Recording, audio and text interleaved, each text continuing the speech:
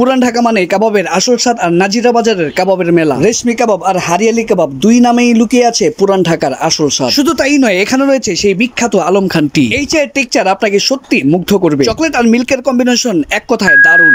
আসসালামু আলাইকুম এভরিওয়ান, আজকে আমি এসেছিলাম পুরান ঢাকার নাজিরা বাজারের সেই বিসমিল্লাহ কাবাবে। আর তাই আজকে আমি ট্রাই দেবো তাদের রেশমি কাবাব ও হারিয়ালি কাবাব। তাই অর্ডার করে নিয়ে নিলাম তাদের রেশমি কাবাব ও হারিয়ালি কাবাবটাকে। প্রাইস ছিল অনলি 160 টাকা। এটা হচ্ছে রেশমি কাবাব, মাত্র 160 টাকা। দেখতে অনেক জুসি লাগছিল আর কালারটা ছিল ফ্যান্টাস্টিক। ধরা মাত্রই পেস্ট হয়ে গেল। রেশমি কাবাব নামটা যেমন সুন্দর, দেখতে ততটাই চমৎকার। এরকম ভরা সন্ধ্যায় কাবাব দিয়ে পরোটা খেতে একদমই জমে ক্ষীর। পরোটার ডোটাও ছিল একদমই পারফেক্ট। এক কথায় তাদের কুকিং স্টাইল ভেরি ওয়েল। তাদের প্রোভাইড করা সালাডটাও ছিল দুর্দান্ত এক্সপ্লোশন। বিলিভ মি, প্রথম বাইটেই মনে হলো কাবাব যেন মুখে গলে যাচ্ছে। হালকা মশলা, দারুণ জুসি টেক্সচার। খেতে খেতে মনে হচ্ছিল একেবারে স্কিল স্মুথ এক্সপিরিয়েন্স। এই রেশমি কাবাবের নামটা একদমই ওভার জাস্টিফাই। এটা ছিল হারিয়ালি কাবাব, দাম মাত্র 160 টাকা। এটার কুকিংটাও ছিল বেস্ট।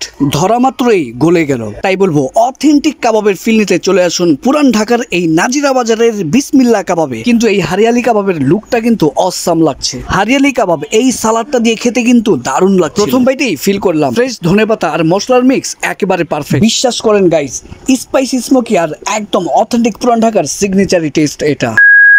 গাইস, এখন শেয়ার করবো নাজিরা বাজারের সেই বিখ্যাত আলম খান টি এর কথা। এই আলম খান চাটা যারা এ পর্যন্ত না খেয়েছেন তারা সত্যি অনেক কিছু মিস করছেন। এই চাটা একবার যারা খাবেন প্রেমে পড়তে বাধ্য, আই এম শিওর। ওনাদের এইখানে বিভিন্ন ফ্লেভারের চা আছে, বাট আমি তাদের মেনু চারটা দেখে চকোমিল্ক ফ্লেভারের যে চাটা আছে আমি ওইটাকেই নিয়েছিলাম। বিশ্বাস করেন এই চাটার এত সুন্দর একটা ফ্লেভার ছড়াচ্ছিল, মানে মন প্রাণ একদমই ভরে গেল। আপনার চায়ের কাপের মধ্যে এইভাবে ওনারা কোকো পাউডার ও মিল্ক পাউডার অ্যাড করবে আর সাথে একটা চামচ প্রোভাইড করবে। সেটা দিয়ে আপনাকে এইভাবে নেড়ে চেড়ে সুন্দরভাবে তারপরে খেতে হবে। এই চাটার প্রধান বৈশিষ্ট্য হচ্ছে তাদের মালাইটার।